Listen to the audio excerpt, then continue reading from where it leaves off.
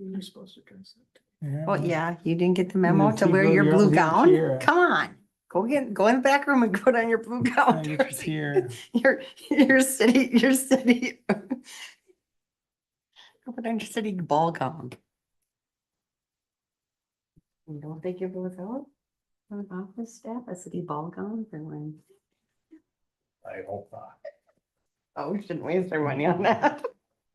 No. Do you think it would be nice to have tiers?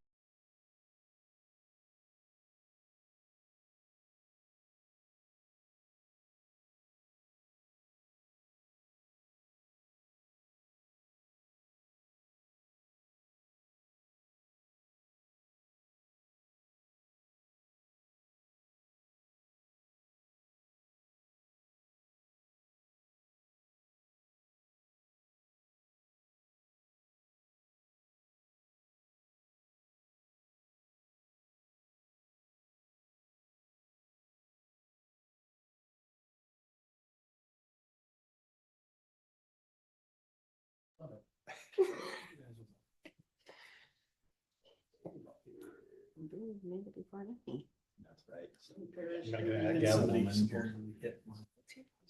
Call to order the meeting on Tuesday, September 20th. Call to order the meeting on Tuesday, September 20th, 2025 at 6 p.m. Please rise for the pledge. Pledge allegiance to the flag of the United States of America and to the republic for which it stands, one nation, under God, indivisible, with liberty and justice for all. Roll call, please, Jenny. Mayor Vogel, Here. council members Robinson, Here. Udvig. Here. Mulebauer, Here. And I did get a text, Amy's running late, so I expect her here, but not at this time. So on to approval of the agenda. Do I have a motion to approve tonight's agenda? Make that motion, Mayor. Motion made by Councilman Robinson. Do I have a second? Joe beat you. Councilwoman Mulebauer, a second. All those in favor signify by saying aye. Aye. Nope. Oh, Roll sorry. call. Roll call, that's right. Sorry, guys. That's all right, Joe. Roll call, please, Jenny. Mayor Vogel, Aye. council members Mulebauer, Aye. Udvig, Aye. Robinson, Aye. On to the consent agenda. Do I have a motion to approve tonight's consent agenda? I will make that motion, Mayor. Motion by Councilman Udvig. Do I have a second? I'll second, Mayor. Second by Councilman Robinson. Roll call, please. Mayor Vogel, Aye. council members Robinson, Aye. Udvig, Aye. Mulebauer, Aye. On to meeting open to the public. I'm presuming we got some speakers here tonight, so please come forward, state your name and address, and welcome. Do I need to press anything? I'm good to Nope, go. you're good. All right. Jackie Godell, 23485 Hoppy Street, St. Francis. Good evening, Mayor and members of the council. My name is Jackie Godell, and I am the Vice President and the Program Coordinator of the Miss St. Francis Ambassador Program. And I am here today along with my ambassadors and fellow board members and chaperones to present to you guys with an award. Can the girls come up and present an award to you real quick?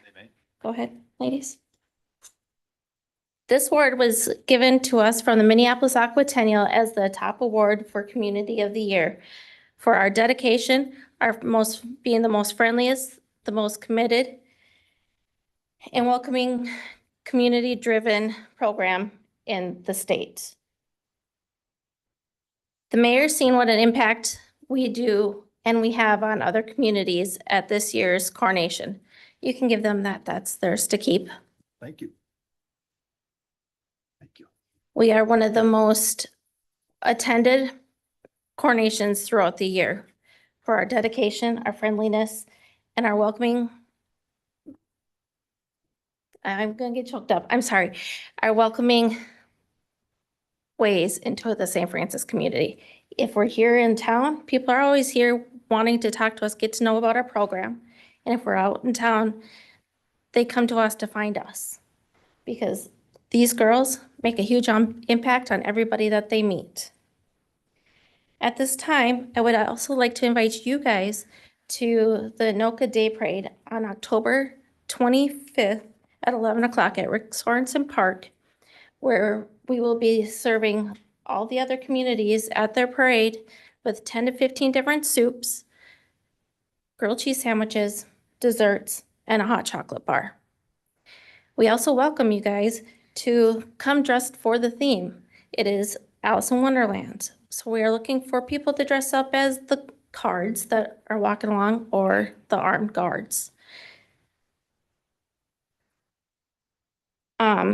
I just want to thank you guys for the opportunity for us to serve you guys as the ambassadors of the city, spreading goodwill and cheer throughout the state of Minnesota and Western Wisconsin. They were just over North Hudson and made an impressive stance with the spaghetti eating contest. So she finished under 2 minutes and the other 3 timed out, but they had to do a half pound of spaghetti in a spaghetti eating contest. So, but I just wanted to come today and present this award to you guys. It's not just mine, but it's the whole city's. So thank you. Thank you. Thank you. Thank you for everything you guys do. I recognize after Pioneer Days, there's no question in my mind, you are top notch when it comes to what you're doing. So I appreciate it. Thank you. Sorry. All right. Great, King. That's why there was so many. Thanks for coming.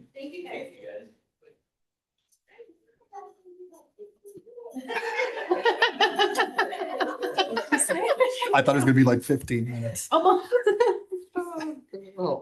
Well, I'd say, anybody else want to speak, but seeing nobody else here, I think Why don't we have a clear room? we'll move on to new business. Kate. Yes, Mayor and Council, before you tonight is a policy request change for our personnel policy. Currently, our city personnel policy awards employees a stipend for the use of their personal cell phones. There are 2 different cost levels, $75 a month for the supervisors, department heads, and building official, $45 a month for other staff. With ongoing cybersecurity and ongoing issues with security, along with some upcoming requirements from the BCA, which will be implemented into our Metro INET accounts, and just the general crossover, data privacy. There's several reasons. The city is looking at going towards not a stipend, but away from a stipend and to a device specifically. It's the same carrier that currently carries our hotspots, currently carries our officer devices. So with them, we would get a rate of $40 a month, which is a savings from our current. Before you is the proposed or initial policy where we had existing staff having a choice, and then any new staff hired after November 1st, having a requirement that when they're hired, they will just get a phone for that. As I talked to the mayor before this meeting, he is proposing changing that to all non-union will begin November 1st, but any of the staff that are within a bargaining unit, it would change at the end of their current contract. Therefore, not giving the existing users the choice of one or the other. I've not had a chance to talk to Dave with that, if there's any concerns, but what I would propose is looking at this language tonight, and if you're comfortable, I could work with Dave and we could get that language changed in here if you're all in favor of that. Or we could get that update and bring it back at the next meeting. So either would work. Thank you. Questions, Kevin? I have a question. How many phones does that entail, Kate? We have roughly 30, if I remember correctly. 25. 25 phones. So then every employee then would have their personal phone. They also have to be carrying a separate phone. Correct. Mayor and council, we would not allow personal use on the city device. And it would be a separation of getting the business out of the clutter of the personal devices. Currently, is there city emails going through their personal phone as well as their personal email? I mean, if Paul's away from the office, his email chirps. Is it chirping in his own phone now? Yes, so currently, Mayor and Council, we, as, especially as department heads and then our water and sewer supervisors have several business programs on our phones, everything from the financial system to our emails, both personal and work. We've got public safety tools. So there's a lot of different software programs and apps that we're having on our personal phones. So this would separate that completely. So that was my next question. Your personal phone then become your personal phone. All the data and information apps, whatever would go to the city phone, so to speak. Correct. It would clear that kind of mix that we have now. A lot of us, can use an app where you're merging emails or calendars. It would separate all of that. Right now, Metro INET doesn't allow you to transfer your email or your calendar to a Gmail, right? There's already some of those layers of protection because they're trying to stop it from that backside. They're having to put layers into those accounts to even make that wall tighter because of the current cybersecurity just increasing.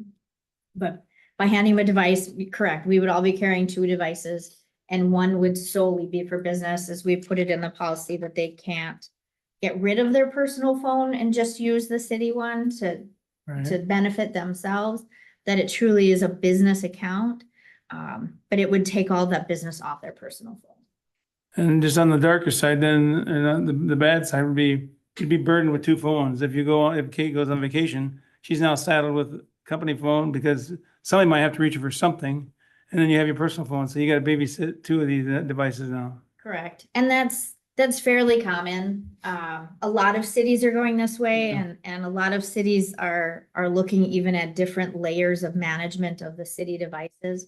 So this really would be our step 1 to separate the business, watch the security, continue to work with Metro INET. And then there may be some programming that would have to come even into our business phones in the future because cybersecurity is just becoming such a risk. So the employee then won't have the option, period, to have any of that information on their personal phone. It will be completely separated. I know there's I guess what I'm getting at is the convenience factor. Oh, maybe I'll just have it on both devices. No, that's not the way it should. I'm just wondering if that's the way it shouldn't go, right? It shouldn't, Mayor and Council. So the best step would be for them to take it completely off their personal device. That said, if something is left on their personal device, they will get another background program from Metro INET on all the business accounts, all of the city accounts. So it will be in the background if they keep it on their personal devices. I guess what I'm saying is then if somebody's insistent on keeping some of that stuff on their personal phone, why even invoke the second phone to begin with? Then if they're still they're gonna ride the fence, so to speak, and not saying anybody will elect to do that, but you know how it goes. You get used to it or whatever. Correct. They could. Yeah, we don't have a system where we're checking the personal phones to ensure it's off of there. Right. But it would be a hope that if they're handed a city device that they're cleaning up their personal one and getting that transfer. All right. And then one last thing, I know with city council numbers, we all have our own numbers, 20, like mine, I think it's 753-2315. When somebody calls me, my personal number is then exposed. I haven't had any issues with that in the 6+ years I've been doing this, but is there anything down the road is there any barriers or any filters they can put in that in the future? Because as council people, we've been exposed anyway, all these years, so. Yeah, Mayor and Council, so when they call your number, that you should always be giving them your city number. And that would rolls to your phone, so your actual phone Right. number doesn't come up until you call them back. All right. I think other council members, is it star 667? think so. Where you can actually block your number when you're calling out. So it would take that step where you're blocking it if you continue to use your personal device. I don't know about the other members. Like I said, I haven't had any issues, thank goodness. It's been, it is what it is. So do you think down the road do we need an actual tutorial, or Joe, do you know, or Sarah, do you guys know about star 67?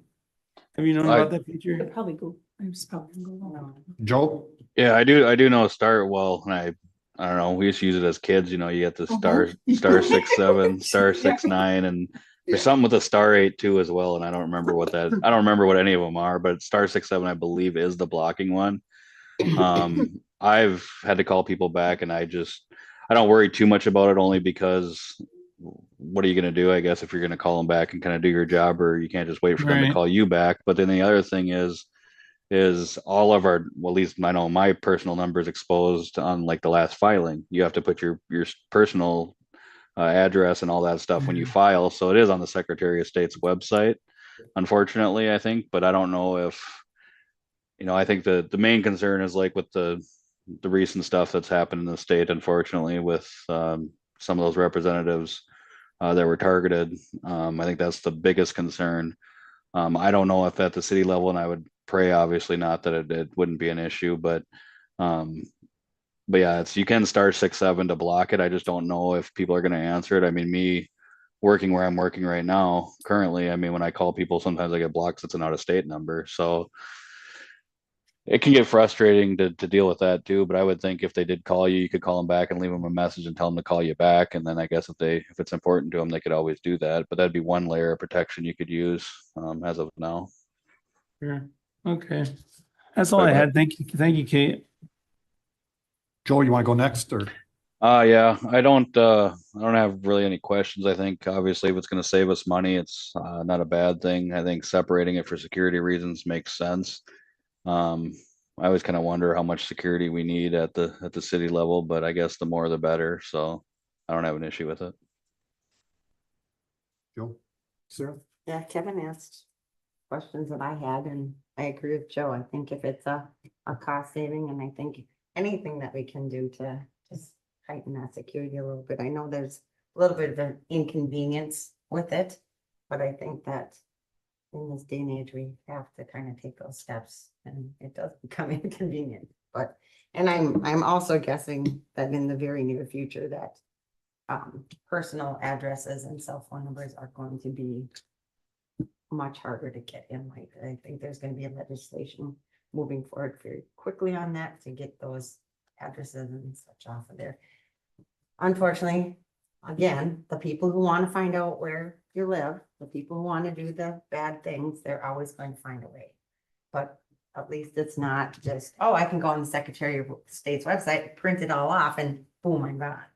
So, yeah, I think it's a policy that we need to move forward with. Sir, Amy? I don't have any questions, just sorry I'm late. That's good enough. Yeah, and like, as Kate mentioned, I mean, I talked to her about it. I just think we have to put a deadline for the conversion. So if any current contracts, when they expire, that's the time where any holdouts would have to convert. So other than that, I think the fact that it's addressing the security thing, it's making the security better, and it's saving money. I think it's a win-win. Like Kevin said, I mean, it's the only downside is you're carrying two devices. I get it, but that's life. So, and the only other comment I could make, it has nothing really to do with the phone thing. I don't know if people caught it with Todd's email about security things you can do.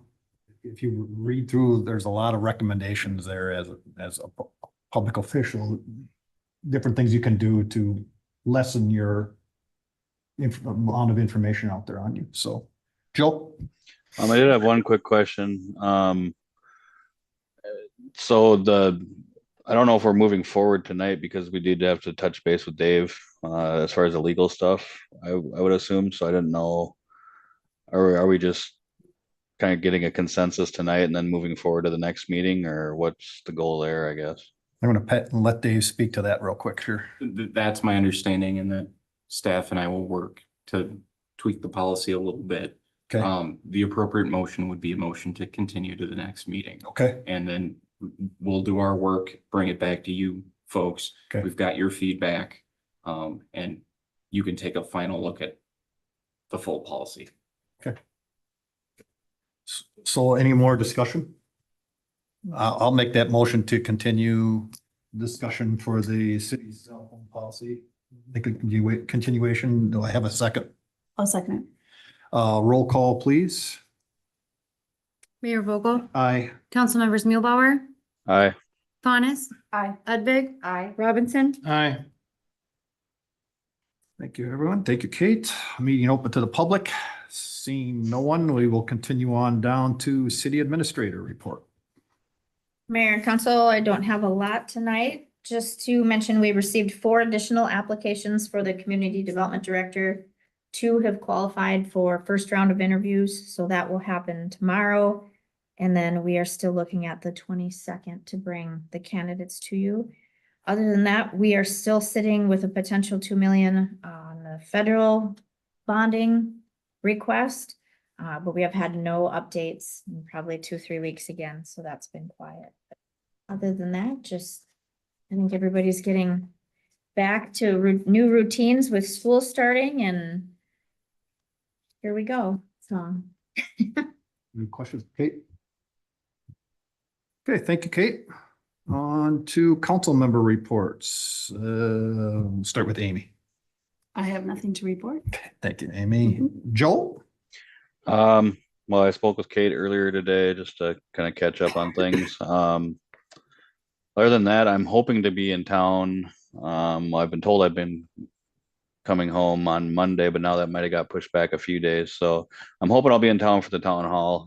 I don't know 100% yet, but we'll see how that goes. So that's all I have. Thank you, Joel. Sarah? I was supposed to go have a upper Rumwater water management, that's, can't they make it, I hate saying URRWMO. They did, they are meeting tonight at 6:30. Of course, I'm not there. Andrew is supposed to be there. They did send out an email earlier today. We are rescheduling the pontoon tour, so fingers crossed to get to go. That sounds fun. Because we have to do it, we'll have to do it before our next meeting, or we'll be doing ice fishing instead of a pontoon tour, so. And then we had the work session on August 25th. And I don't know, that's all I have. Thank you, sir. Kevin? Nothing really to report, just a reminder that September 15th, we have during our regular council meeting, we're talking about upcoming tax levy, sewer and water rates, et cetera, and it'll be informative, and I hope people make the opportunity to come out. Kevin? I got several things. I went to the chamber meeting on August 20th. Again, can't thank them enough for what they're doing. That was quickly followed by a Bridge Street Extension think tank meeting, I'm going to call it, if nothing else. And the discussion continues. So it's been a very good discussion. I don't know where it's going to take us yet, but we are progressing, and I would say sooner rather than later, we'll have some final things that come to council with, but it's progressing nicely. So then I also met with Paul and Parrish just to try and increase my knowledge about our sewer and water rates. So that was a very good discussion. Thank you for your time on that. I sat in on a zoning request meeting that will come between up to planning and zoning here at the next meeting.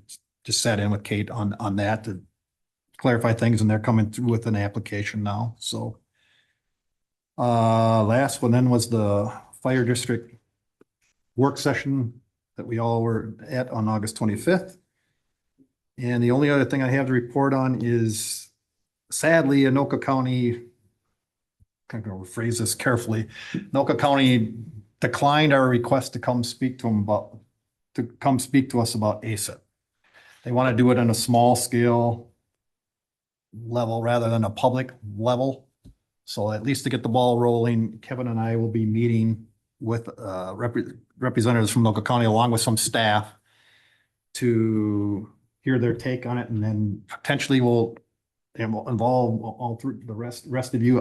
We just have to go along. I'm curious what they're going to say. So at least the discussion continues, but they will not be coming forward anytime soon at one of our meetings. Let's just put it that way. So that's all I have. And now I'm going to read, we're going to go into closed meeting here. Okay. Thank you, Dave. In a few minutes, I'm going to close the meeting under Minnesota Statute Section 13D.03, Subdivision 1. The City Council has the ability to move into closed meeting 2 The governing body of a city may, by a majority vote in the public meeting, decide to hold a closed meeting to consider strategy for labor negotiations, including negotiation strategies or developments or discussions and review of labor negotiation proposals. Labor negotiations are a proposal between the city of St. Francis and the 49ers representing the Public Works Department. I now ask for a motion to move the meeting into closed session for discussion of labor negotiations. Motion. Motion by Councilman Udvig. Do I have a second? I'll second it. I am now closing the meeting at We 6:24. need to- Oh, roll call, sorry. Roll call vote. Jenny? Mayor Vogel, Aye. Councilmembers Mulebauer, Aye. Thomas, Aye. Udvig, Aye. Robinson. Aye. I'm now closing the meeting at 6:24 PM. Joe, I'm going to end this meeting and then start the other one, okay? Yep, no problem.